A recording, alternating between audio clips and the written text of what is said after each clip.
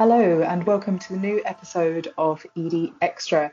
ED's home for all our additional special audio features, including one-on-one interviews with experts, site visits, and answers to burning and controversial questions. Today, we have a special edition to bring you just ahead of COP29.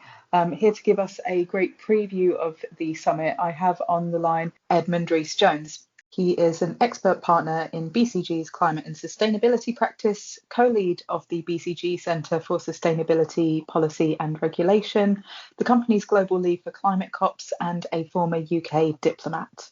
Ed, thank you so much for your time. How are you? I'm great, thanks, Sarah. Thanks for having me on. No, thanks for dialing in.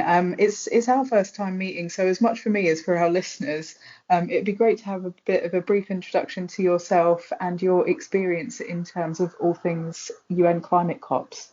Sure. So, Sarah, as you mentioned, I started life as a lawyer, and then I became a diplomat for several years, and then I became a consultant. And about halfway through my career at BCG as a consultant, I got the opportunity to support the UK government with COP26. And so I really felt like I kind of had found a place where I could bring my experience of international relations, my kind of legal experience, my consulting skill set into climate. And I got very much bitten by the bug of climate sustainability then. And I'm now the topic lead for climate COPs at BCG, and have had the honor of supporting 3 successive COP presidencies, kind of not just in the 2 weeks of the COP itself, but very much in the year or two leading up to each of those COPs to deliver climate action at that UN level. Got it. And what are your plans this year? Are you or anyone else from BCG heading to Baku this time around? Yes, we will again have a kind of a fairly small but senior delegation of experts from BCG, from various parts of our climate practice, our industry practices, different parts of the world, heading to Baku, and I'll be joining them as well. Great. Well, thank you for sparing your time. I know it must be a busy week for you preparing, but as we look into this, I think it's probably a good time to take stock of what's really come about in recent years and what's likely to be different this time around. So as someone that went to Glasgow and Dubai myself, I feel like I'm grossly oversimplifying here, but I feel like Glasgow was like the business COP. Egypt was then very much on adaptation, and last year was very much on the energy transition and again on that business involvement. But do correct me if you saw something differently, Ed. What do you see as being the big themes this year? What are you preparing to see on the ground? So I think this year is an important COP because it's very much part of the Paris process and the Paris mechanism that they kind of work in a ratchet system so that you're continually raising ambition until we reach our goals. And as you know, and as all your listeners will know, we are currently off track, even as progress is being made. So the idea is that, last year at COP28 in Dubai, as you say, it was the energy COP, but it was also kind of the everything COP. It was the global stocktake COP. And as part of that agenda, they put together the COP28 UAE consensus, which set out a pathway to course correct, and it included paragraph 28 on the energy transition. And then next year, at COP30 in Belém in Brazil, it's when countries need to come together, and by then they need to have published their NDCs, so their national targets, national pathways. The bit in the middle is the finance, and that is what this COP is all about. So how do we unlock enough climate finance to enable governments, and particularly emerging markets, developing countries, to translate that global consensus into national pathways, national targets, policies, ultimately projects and actions. So that's why this one's so important. So finance will be top of mind, but there are some other issues that are going to be important as well.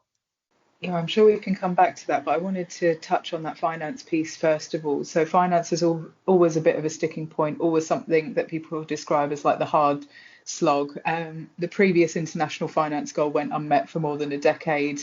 We've just had biodiversity COP16 where no formal agreement was made on top line finance. So what are people going to be really dealing with when it comes into negotiating on finance? What are the big sticking points that you're seeing going into this? Well, so the heart of it is, as you say, this new target, the NCQG, new collective quantified goal, which is the new $100 billion, right? So it's what's the next number, probably for 2035, that advanced economies should be paying into global south countries so that they can get on with climate action. So setting that target is at the heart of it. That's going to be complicated, right? Because we need to decide, or the negotiators need to decide, how much is it going to be? What kind of funding is it going to be? Are they going to set up particular kind of sub-targets around what it should be spent on? Who should be receiving it? Should they ring-fence some for particularly climate vulnerable countries? That's going to be at the heart of it. And then around that kind of that headline number, whatever it will be, there's also some conversations around, well, actually, that's just part of the puzzle, right? So globally, we need over $4 trillion a year by 2030 for the transition. EMDCs need about 2.4 of that trillion by 2030. And so whatever that NCQG number is, it's only going to be part of it. A lot of it needs to come from the private sector. A lot of it needs to come from multilateral development banks. So there'll be a lot of conversation at COP29 about how do we do the rest of the finance puzzle with that NCQG number at the heart of it. But it's not going to be the whole solution. And so hopefully it won't be the whole conversation as well. Right. And I feel like a few years ago, it was very much that everyone got together and said, it's great to be together, but post-pandemic, how are we going to get the financing? Do you think we're still going to be in that sort of mindset, like this is a great idea, we can't pay for it at the moment, sort of rhetoric? Well, you have to wake up as an optimist in climate, but I hope not. I think there are a few things which are helpful to bear in mind. I think one is the costs of inaction are becoming ever more apparent. Just take one example, but the recent storms that ripped through the southern United States recently and the amount of damage that was caused, they're just one or two climate events this year that are causing real economic damage today. And we did a bit of work with the University of Cambridge on what would be the total cost of inaction over the course of this century. And it's something like 16 to 22% of GDP by the end of the century. So, it was my first quadrillion-dollar slide that I saw. It's a huge amount of money at stake if we don't solve this problem. So I think people are recognizing that really, really helps.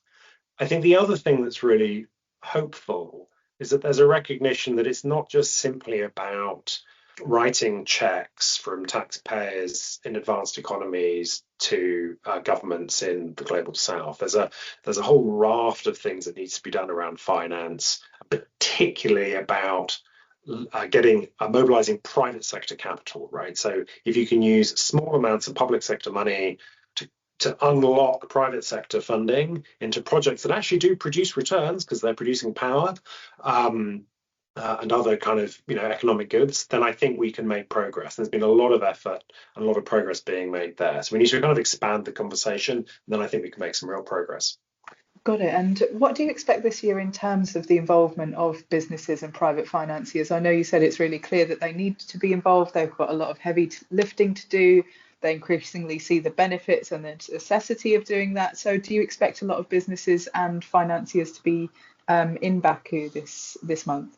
So I think everyone is expecting a smaller COP than last year, just in terms of attendance and private sector attendance. But we should remember that last year was a real outlier. COP26 that you were at, Sarah, was I think kind of 35,000. Sharm el Sheikh was about 35,000. Last year was 80 to 100,000 participants. It really was big. I think you can make real progress at this COP without that level of attendance. But it's still helpful and valuable for businesses to attend. To engage in the conversation. I'm talking kind of real practical conversations about how to solve some of these problems. And I'd also say that, COPs start in capitals. I think business engagement needs to start in capitals way ahead of COP. Simon Steele talks about it's an everyday problem. So engaging in capital before heading to the COP, I think, is also an important part of the puzzle. So we are expecting business to be there. It's an important part of the process. it's a big problem. Everybody needs to be involved.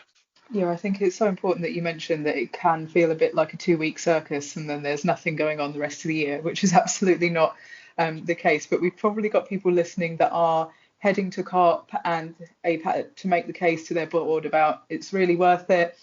So what would your advice be for someone that was going to really make the most out of their COP experience? So, I mean, apart from wear sneakers and pack some cereal bars and a phone charger, I think it's genuinely a fantastic opportunity to build networks and engage with either other companies in your sector that are experiencing similar challenges and solutions and learning, finding opportunities to collaborate along your value chain, engaging in some of these extraordinary, effective and powerful initiatives like First Movers Coalition, for instance, or the Regenerative Landscapes Initiative that BCG was involved in last year. So there's some real opportunities, I think, to engage very practically with businesses, with civil society on pushing forward action on the ground, right? So I think that's part of it. I always advise our delegation to try and take some time out and just go visit some of the pavilions and learn.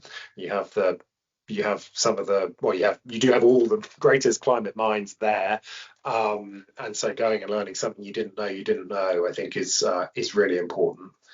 And then, as I say, I think there's also something about using it as an opportunity to mobilize your own organization. I think some things that can be really helpful is when you do take the time to turn back around and kind of talk back to your organization, to your company, not just to the leaders, but to the whole organization about why you're there, why it's important, what it means for your business in real commercial terms.